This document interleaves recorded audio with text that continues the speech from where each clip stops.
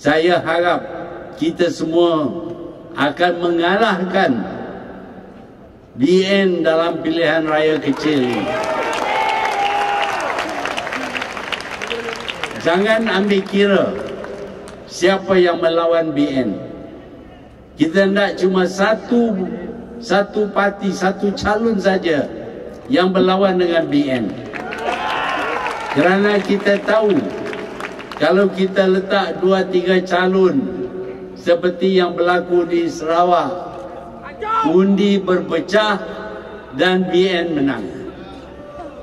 Kita tahu bahawa kalau kita ada hanya 1 lawan 1, kita boleh tentukan kekalahan Barisan Nasional dengan mengundi seberapa banyak mungkin kepada calon yang melawan Barisan Nasional. Jangan kira siapa calon ini. Kalaupun dia daripada parti PAS dan PAS tidak menyertai Mahfuz, Mahfuz bukan PAS lah. Walaupun PAS bukan bersama dengan kita, tetapi yang utama ialah mengalahkan BN untuk menunjuk kepada Najib bahawa rakyat sudah tidak lagi sokongnya.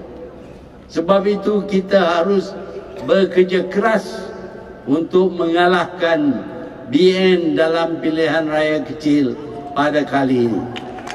Ini akan menjadi bukti bahawa kemenangan di Sarawak itu bukan kemenangan Datuk Seri Najib.